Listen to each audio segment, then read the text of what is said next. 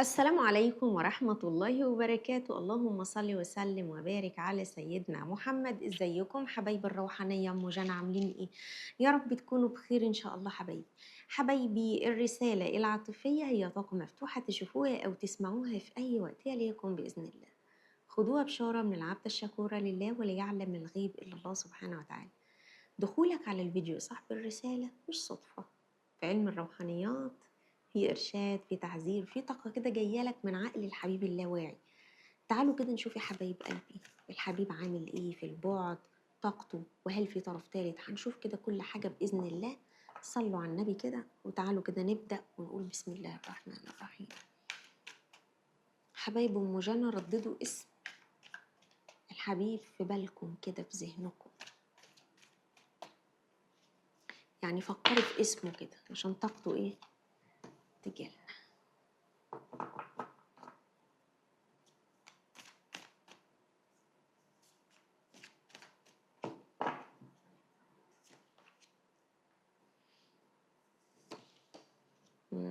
ده حصل ايه؟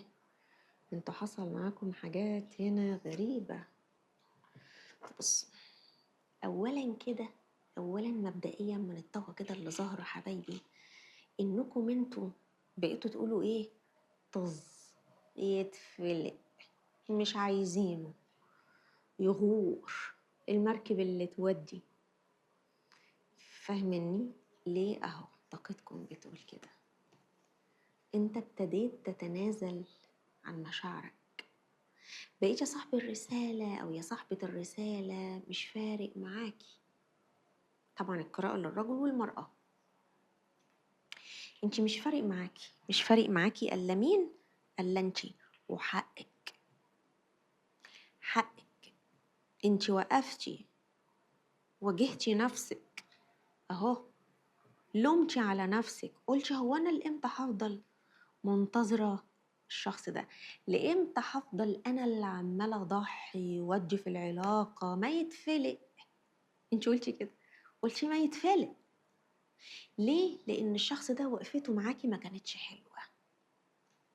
شايفة طاقة حد وقفته معاكي ما كانتش حلوة، الشخص ده جاي يتدلع. الشخص ده كان جاي يتدلع مش أكتر. الشخص ده حطك في مزنق، خلاكي بقيتي تايهة، ما انتش عارفة تروحي فين ولا تيجي منين ولا تسوي ايه، لخبطلك عيشتك بمعنى أصح.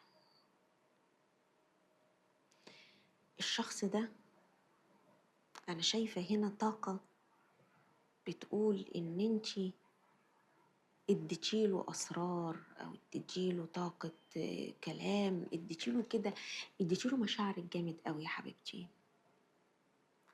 ضحيتي، تفانيتي، اديتيله مشاعر قوية. لا، وقفتي معاه وقفة حلوة يعني.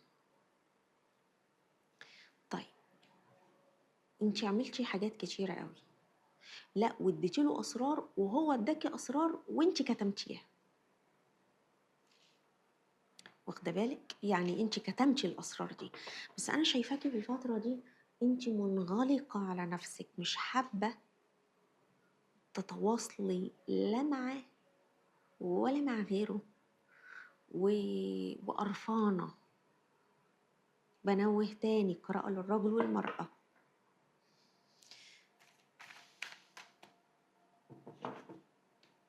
انت قرفانه شويه، حقك.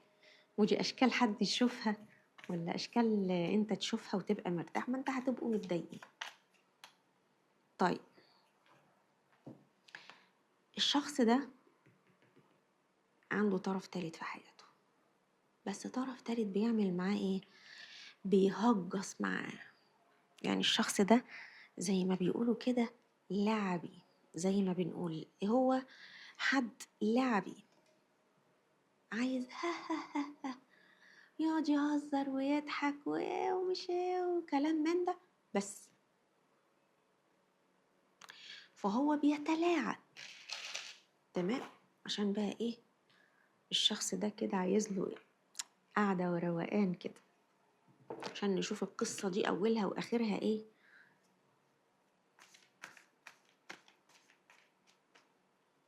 كسر قلبك، بس في نهاية لكسرة القلب دي ليك انت، سواء برجوعه وانت مثلا هتاخدي حقك منه، سواء بعدم رجوعه وانت اللي هتتشافي من العلاقة السامة دي. يعني في احتمال كبير قوي يا كده يا كده للبعض منكم. طبعا عشان دي قراءة عامة، تمام، عشان دي قراءة عامة، فالقراءة العامة فيها طاقات كتيرة، فأنا بقول كل الطاقات اللي موجودة. وكأن يا حبايب قلب الشخص ده جه في فترة من الفترات العلاقة اتقفلت قفلة مهببة، اتعقدت. البعض منكم هنا اللهم صل على النبي اتسحر. البعض منكم هنا انتوا والحبيب وصلتوا لمرحلة ان كان في حد عامل لكم اسحار. الاسحار دي كانت من طرف حد من عنده هو، حد كان معجب بيه هو، حد كان عايزه هو. واخدين بالكم حبايب ام جنى؟ الشخص ده عليه غموض، قافل على نفسه. مش شوفي هقولك حاجة، مش هو قالك أسراره، مش هو انت معتبرة ان الكلام اللي قالهولك ده أسرار، بس هو ما اداكيش كل اللي في قلبه، ما صرحش عن كل حاجة تخصه. صح، من الآخر كده بيستعبط عليكي. من الآخر كده الشخص ده هو بيستهبل. أيوة بيستهبل. الشخص ده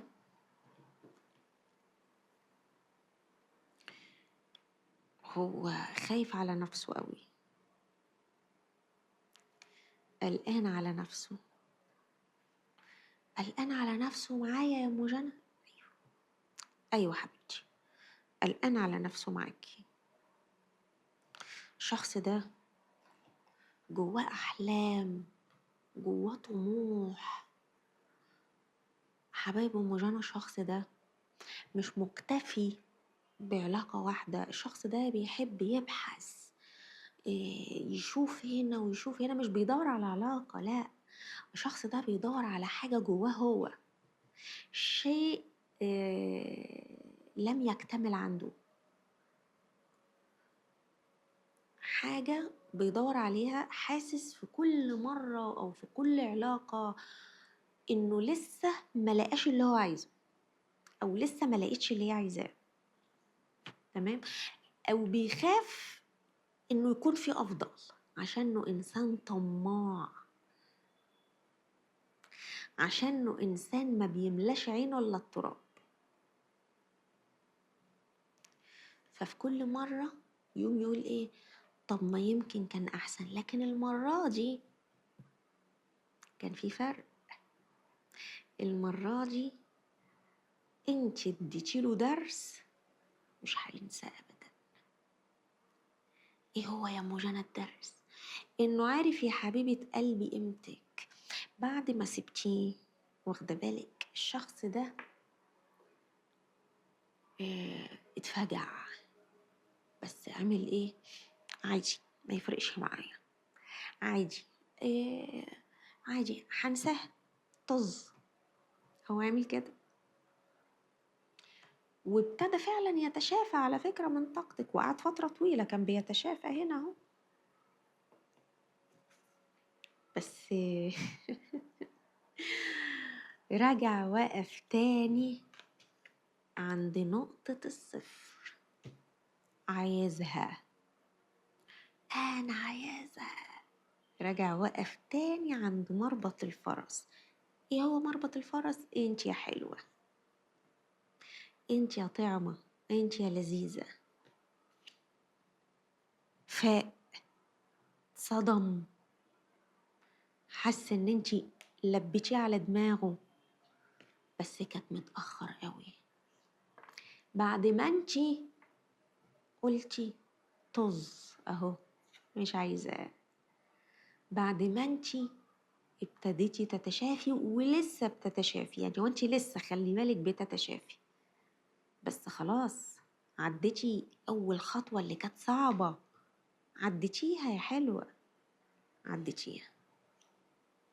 طب هنا في منكم كمان اللي قال لنفسه ايه، طيب ماشي حلو قوي، طالما هو بيدور على طاقة المال انا كمان هدور على طاقة المال وطز فيه.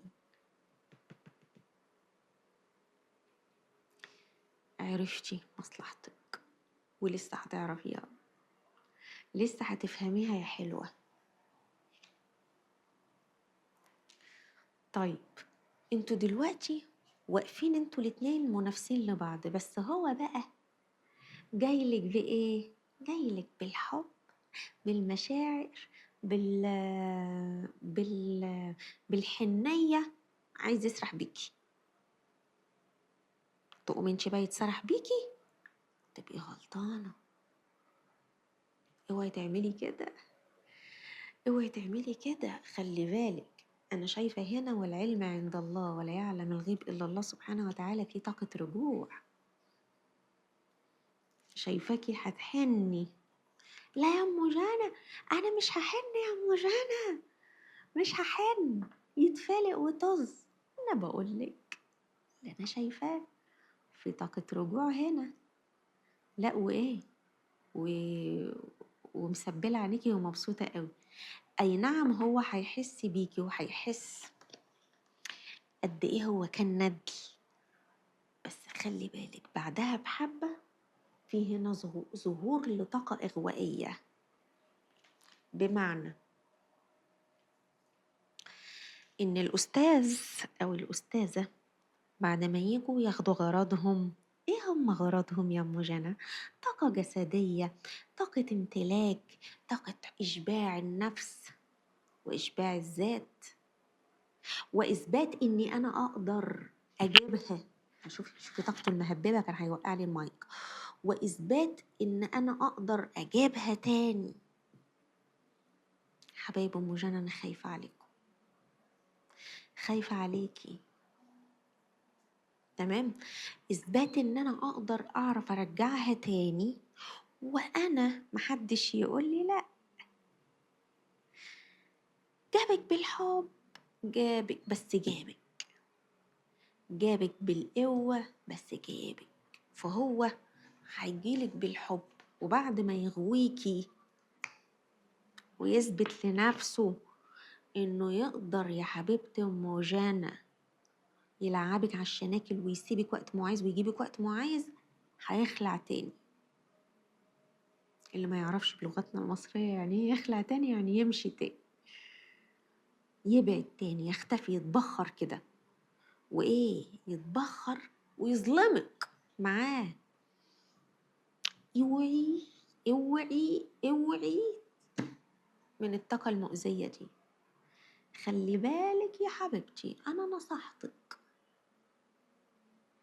في هنا ناس هتقولك ايه، لا لا انا مش هرجع له، مش هرجع له، وهعمل وهخلي وهسوي. بصي قاعد مستنيلك على اشارة، مستنيلك هفوة يا بت، مستنيلك غلطة المرة دي. عارفة بيقول ايه؟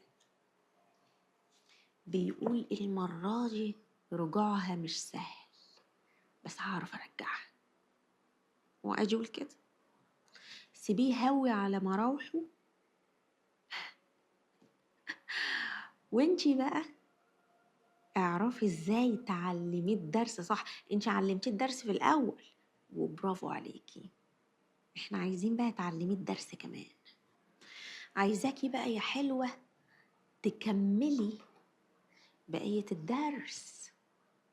شوفي هو عمال يقول ايه، بيقول طريقها واعر المرة دي. طريقها صعب، طريقها واعر، يعني مش سهل ابدا انتي المرة دي. المرة دي هو قاعد كده زي الديابة زي الثعالب، يخطط لك ويفكر لك. تقومي انتي تعملي ايه؟ قاعدة انتي باشا اهو، ها، ولا طز، يعمل اللي يعمل ويتنطط لك ولا كأنك شايفاه. انتي تتوازني، انتي بتتشافي روحيا، فاهمة؟ وكل ما يعمل لك فيها زي ما بيقولوا قرد ودب، انتي ولا هنا، انتي في عالم تاني، واخد بالك؟ انتي في عالم التشافي، في طاقة التشافي يا حبيبة أم جنى، انتي في طاقة التشافي دلوقتي، واخدة بالك يا حبيبتي؟ طيب، والقراءة بتقولك برضو اسمعي بالمشورة واسمعي بالإيه؟ بالنصيحة. في حد هيجي يشور عليكي وهيقولك حاجة وهيكلمك بشكل منطقي أو شكل فيه حكمة ليكي، اسمعي كلامه واسمعي مشورته بإذن الله. حبايب قلبي، الرسالة جاية بتقول لكم خلي بالكم، هو الشخص ده طهقان وطفشان وعايز يجيلك من الآخر كده، هو خلاص على آخره وعايز يجيلك. طيب، تيجي ناخد كده الجانب أو الفتفوتة الرومانسية اللي بتقع منه كده، اللي بتبقى صادقة أحيانا. تعالي نشوف كده لما بيحسها لك بس هو بيكدبها، مش عايزك تكسريه، هو شايف إن الحب انكسار. تعالي نشوف كده طاقته هتطلع إيه.